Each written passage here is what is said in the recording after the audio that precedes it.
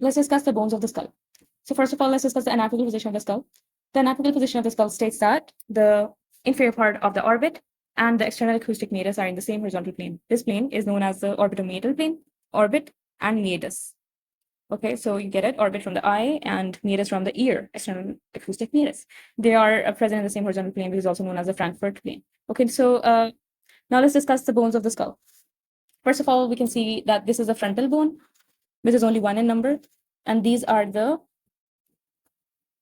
on either side, we are going to see the parietal bones, which are going to be 2 in number. And in picture, we're going to see the temporal bones. So now you can see that these are the nasal bones, and this is the frontal part of the maxilla. As you can see that this was the forehead bone or the frontal bone.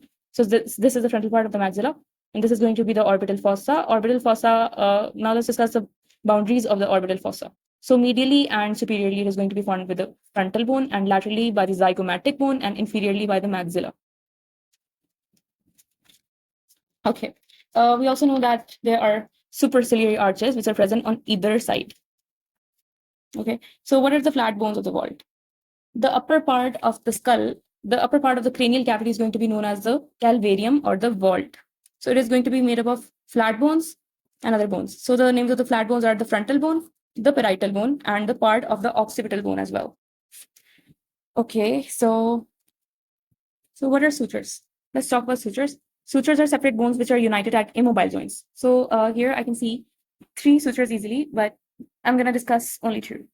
So first of all, we can see that this is a suture which is a zygomatico, the frontomaxillary suture right here, which is between the frontal bone and the zygomatic bone.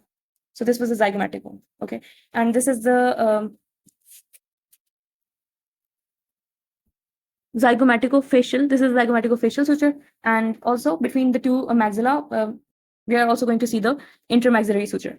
So if we talk about foramen are basically going to be holes which are present in the skull. So if we talk about the foramen, we have an infraorbital foramen, which is present right beneath the orbital fossa, right here, infraorbital foramen. And we're also going to see the zygomaticofacial foramen, which is going to be present on the cheek. So this is a zygomaticofacial foramen. And also, we can also see the mental foramen right here. So the mental foramen is also used for age determination.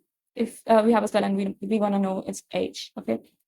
So 2 alveolar parts of the skull, alveolar part number 1 and alveolar part number 2 from either side. They're going to form the alveolar arch, which carries the upper teeth.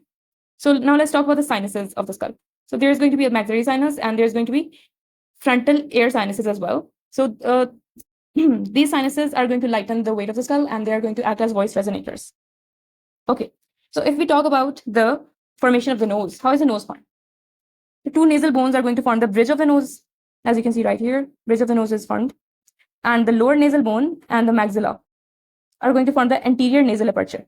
The superior and the middle conchae are shelves of the bones which are going to project from ethmoid bone and also into the nasal cavity on either side. The anterior nasal aperture is going to be formed of vomer and ethmoid.